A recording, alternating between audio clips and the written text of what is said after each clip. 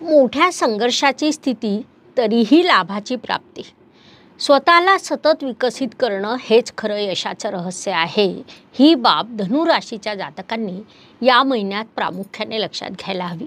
एक ध्येय निश्चित करून त्यानुसार वाटचाल करणाऱ्या लोकांची रास म्हणजे धनुराशीची विशेष ओळख आहे. स्वतःचा सतत विकास व्हावा, आपल्या माणसांचा विकास व्हावा यासाठी तुम्ही सदैव प्रयत्नरत राहता. या काळात तुम्हाला तेच प्रामुख्याने करायचे आहे. नमस्कार, मी ॲस्ट्रोगुरू डॉक्टर ज्योती जोशी सर्व ज्योतिषप्रेमी व अभ्यासकांचं मनपूर्वक स्वागत करते. आपण ऑक्टोबर 2024 या महिन्याचं राशी भविष्य समजून घेत आहोत. त्यामध्ये आजच्या भागात धनुराशीच्या जातकांसाठी हा महिना कसा राहील यावर सविस्तर चर्चा करणार आहोत. विविध दृष्टिकोनातून या महिन्यातील ग्रहस्थितीचं शास्त्रोक्त विश्लेषण करणार आहोत. सोबतच या व्हिडिओच्या शेवटी मी तुम्हाला या महिन्यात करावयाचा विशेष उपाय देखील सांगणार आहे. त्यामुळे व्हिडिओला शेवटपर्यंत बघायला विसरू नका. अजून एक महत्त्वाची बाब म्हणजे विविध दृष्टीने हा महिना तुमच्यासाठी कसा असेल हे आम्ही नेहमीच खूप सविस्तरपणे सांगत असतो. त्यानुसार या महिन्यात तुम्हाला काय अनुभव आले ते तुम्ही कमेंटद्वारे आमच्यापर्यंत पोहोचवू शकता, जेणेकरून आमच्या या मार्गदर्शनाचा तुम्हाला लाभ होत आहे ही बाब आमच्यापर्यंत पोहोचू शकेल.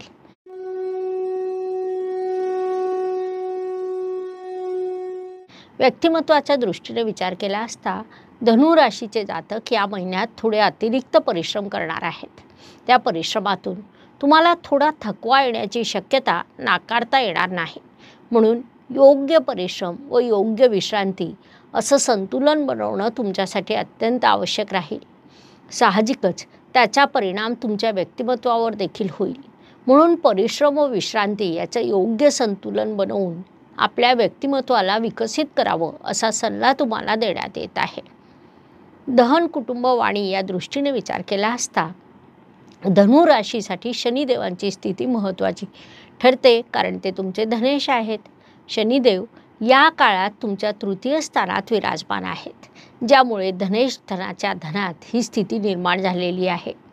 भावात भावम नियमानुसार ती अत्यंत शुभ मानली जाते. त्यामुळे धन प्राप्त होणं, कुटुंबात एखादा शुभ कार्यक्रम घडून येणं, कुटुंब वृद्धी होणं असे अनेक शुभ प्रभाव तुम्हाला प्राप्त होणार आहे. त्यामुळे या काळाचा तुम्ही पुरेपूर उपयोग करून घ्यावा. पराक्रम व परिश्रम या दृष्टीने विचार केला असता धनुराशीसाठी पुन्हा एकदा शनिदेवांची स्थिती महत्त्वाची ठरते, कारण ते तुमचे परिश्रमेश देखील आहेत. जसं मी तुम्हाला आत्ताच सांगितलं की शनिदेव तुमच्या तृतीय स्थानात विराजमान आहे, तिथे ते आपल्या मूळ त्रिकोण राशीत आहेत. शिवाय उपचय स्थान असल्यामुळे शनिदेवांना तृतीय स्थान विशेषत्वाने मानवतं, ज्यामुळे या काळात ते अत्यंत प्रबळ झालेले आहे. शनिदेव तुम्हाला तृतीय स्थानातून सर्वाधिक शुभफळं देतात, कारण 7.5 नुकतीच संपलेली असते. 7.5चा त्रास संपलेला असतो. त्यानंतर शनिदेव शुभफळं द्यायला बाध्य होतात. अर्थात त्यांनी 7.5 वर्ष तुमच्यावर बारकाईने लक्ष दिलेलं असतं. ते न्यायाधीश असतात. तुम्ही तुमचे कर्म पूर्ण करीत आहात का हे ते बघत असतात. त्यानंतरचे 2.5 वर्ष ते तुम्हाला शुभफळं देतात, जे तुम्हाला या काळात प्राप्त होत आहे. म्हणून या काळाचा पूर्ण लाभ घ्यायला हवा. वास्तू, वाहन, जमीन, सुखशांती या सर्व दृष्टीने विचार केला असता धनु जातकांसाठी हा काळ फारसा शुभदायक म्हणता येणार नाही, कारण या काळात वास्तू वाहनाचे शुभयोग तुमच्यासाठी नाही. म्हणून त्या दृष्टीने कोणत्याही प्रकारची घाई न करता थोडं थांबून घेणं, योग्य काळाची योग्य योगाची वाट बघणं तुमच्यासाठी आवश्यक राहील. तसंही या गोष्टी आपण दररोज घेत नाही. अशा गोष्टी जर शुभयोगांवर घेतल्या तर त्या अधिक लाभदायक ठरतात. ही बाब तुम्ही प्रामुख्याने लक्षात घ्यायला हवी. तसंच आईच्या आरोग्याची काळजी घ्या, ते देखील तुमच्यासाठी या काळात अत्यंत आवश्यक राहणार आहे. घरातील सुखशांती ही विनाकारण विस्कळीत होताना दिसून येत आहे. त्यामुळे घराकडे, कुटुंबाकडे, कुटुंबातील सदस्यांकडे थोडं अधिक लक्ष द्या, हा सल्ला तुम्हाला देण्यात येत आहे. शिक्षण, संतती, प्रणय या दृष्टीने विचार केला असता धनु जातकांसाठी हा महिना उत्तम म्हणता येईल. उपवर वधूवरांसाठी विवाह जुळून येण्याचे शुभयोग निर्माण झालेले आहे. विशेषतः प्रेमविवाहाचे विशेष योग निर्माण झालेले आहे. मात्र येथे फक्त विवाह ठरण्याचे योग आहेत. प्रत्यक्ष विवाह संपन्न होण्याचे योग या काळात तुमच्यासाठी नाहीत. जे धनुजातक मॅनेजमेंट क्षेत्रात शिक्षण घेत असतील, लेखक असतील, कलाकार असतील, तर हा काळ त्यांच्यासाठी प्रचंड यशाचा राहील. इष्टदेव तुम्हाला आशीर्वाद देणार आहे, म्हणून या काळाचा तुम्ही सदुपयोग करायला हवा. आरोग्य, कर्ज, स्पर्धक, हितशत्रू या सर्व दृष्टीने विचार केला असता मागील काही महिन्यापासून आपण गुरुदेव षष्ठ स्थानात गेल्यापासून मी धनुजातकांना सातत्याने सांगत आहे की तुम्ही योग, प्राणायाम, ध्यानधारणा यासारख्या चांगल्या गोष्टींची सवय लावून घ्या. आरोग्याच्या दृष्टीने त्या तुमच्यासाठी अत्यंत उपयोगी ठरणार आहे. या काळात जर तुमचं वजन वाढलं तर तुम्हाला त्यातून दीर्घकालीन त्रास होऊ शकतो. म्हणून जेव्हा जेव्हा तुमचे राशीस्वामी गुरुदेव षष्ठ स्थानातून प्रवास करतात तेव्हा योग, प्राणायाम या गोष्टीकडे विशेष लक्ष द्यावं. महत्त्वाची बाब म्हणजे ते दर 13 वर्षांनी तिथे येतात. या काळात तुम्ही आपलं आरोग्य सांभाळलं तर तुम्हाला नंतर होणारा त्रास हा नैसर्गिकरित्या कमी होतो. ज्यांना कर्जाची आवश्यकता असेल त्यांना ते प्राप्त होईल. हितशत्रू स्वतःहून माघार घेतील. नोकरी व व्यवसाय या दृष्टीने विचार केला असता धनुजातकांसाठी हा महिना बऱ्यापैकी सकारात्मक म्हणता येईल. नोकरीपेशा जातक या काळात प्रचंड परिश्रम करतील. यश गाठण्यासाठी, स्थैर्य मिळवण्यासाठी परिश्रम करतील आणि प्रमोशन मिळावं यासाठी देखील परिश्रम करतील. केलेले परिश्रम कधीही वाया जात नाही, म्हणून त्यातून तुम्हाला यश नक्कीच मिळेल. व्यावसायिक जातक या काळात आपलं संपूर्ण कौशल्य वापरतील. मोठे परिश्रम करतील, प्रवास देखील करतील आणि यश गाठतील. थोडक्यात नोकरी व व्यवसाय या दोन्ही आघाड्यांवर हा काळ तुमच्यासाठी शुभ म्हणता येईल. या काळाचा पूर्ण लाभ घ्यायला हवा. तुम्हाला तुमचं भविष्य स्वतःच बघायचं आहे का? काय असेल तुमचा मूलांक, भाग्यांक, मित्रांक? शुभ वर्ष, शुभ दिवस, शुभ ग्रह, अशुभ ग्रह, मित्र राशी, मित्र लग्न, शुभरत्न, भाग्यरत्न, अनुकूल देवता, शुभ धातू, शुभ रंग आणि शुभ दिशा. होय, हे सर्व तुम्ही बघू शकता, समजून घेऊ शकता. एका दिवसाच्या कार्यशाळेत फी आहे फक्त 500 रुपये. फी भरून डिस्क्रिप्शन बॉक्समध्ये असलेलं गुगल फॉर्म भरा. आपण आपलं नाव, जन्मतारीख, जन्मवेळ आणि जन्मठिकाण आम्हाला कळवा. आम्ही आपल्याला आपली कुंडली ऑनलाईन पाठवू. आपली लग्न कुंडली, राशी कुंडली, नवमांश कुंडली, जनरल प्रिडिक्शन आणि वार्षिक प्रिडिक्शन हे सर्व त्यात समाविष्ट असेल. कार्यशाळेत स्वतःचं भविष्य स्वतःच पहा. जन्माला आलेल्या प्रत्येक व्यक्तीला ध्येय साध्य करण्यासाठी कोणत्या ना कोणत्या अडचणी आणि संघर्षाला सामोरं जावं लागतं. त्यामुळे प्रत्येकाला वाटतं आपण एकदा आपली जन्मकुंडली तपासून पाहिली पाहिजे. खरं आहे, आपण योग्य विचार करीत आहात. त्यासाठी आम्ही आपल्याला नक्की मदत करू. त्यासाठी आपल्याला कोणत्याही ज्योतिषाकडे जाऊन आपली पत्रिका तपासण्याची गरज नाही. भविष्य कसं पाहायचं हे आम्ही आपल्याला ऑनलाईन कार्यशाळेत शिकवणार आहोत. धन्यवाद. शुभम भवतु. जय ज्योतिष. भाग्य व शुभ संकेत या दृष्टीने विचार केला असता धनुजातकांसाठी हा महिना अनेक शुभ संकेतांनी परिपूर्ण भरलेला आहे.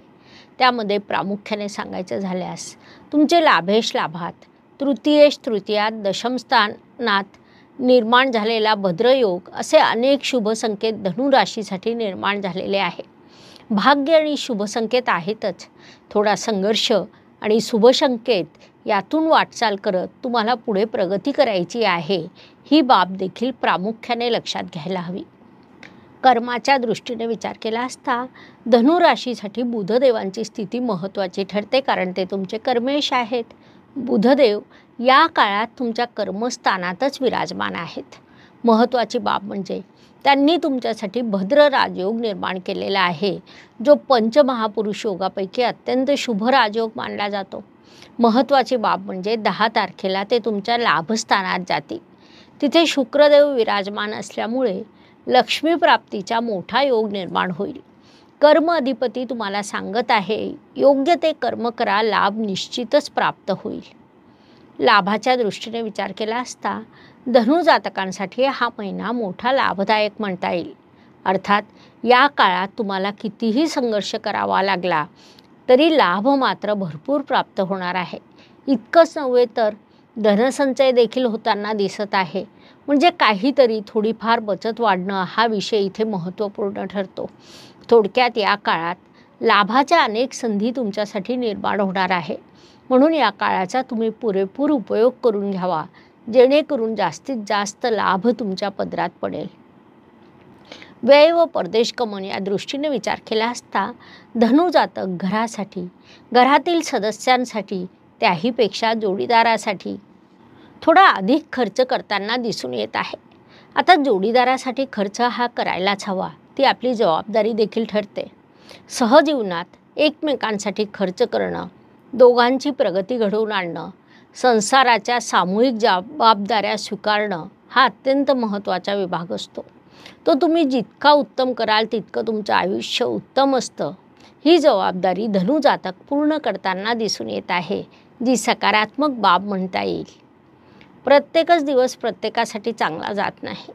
आयुष्य हे सुखदुःख आणि चढउतारांनी भरलेलं असतं. त्यानुसार महिन्यातील काही दिवस हे प्रत्येकासाठी अत्यंत शुभ, काही तणावाचे, संघर्षाचे जातात. आपण त्या काळात कसं वागतो यावरून आपलं यशापयश ठरत असतं. त्या दृष्टीने विचार केला असता या महिन्यात धनु जातकांसाठी 11, 19 आणि 28 हे दिवस शुभ आहे. म्हणून महत्त्वाची कामं या दिवसांमध्ये पूर्ण करण्याचा प्रयत्न करा. तर 8, 17 आणि 26 हे दिवस तुमच्यासाठी अशुभ आहे. संघर्षाचं प्रमाण या दिवसांमध्ये वाढलेलं असेल. म्हणून या दिवसांमध्ये तुम्ही स्वतःच्या कुटुंबाची योग्य ती काळजी घ्या, जेणेकरून आपलं मानसिक स्वास्थ्य टिकून राहील. उपायांच्या दृष्टीने विचार केला असता ज्योतिषशास्त्रामध्ये खूप छोटे छोटे मात्र मोठा परिणाम करणारे उपाय सांगण्यात आलेले आहेत. अशुभ गोष्टींची अशुभता कमी करण्याचं, शुभ गोष्टींची शुभता वाढवण्याचं सामर्थ्य त्यात असतं. त्यानुसार ऑक्टोबर महिन्याचा विचार केला असता या महिन्यात नवरात्री आहे.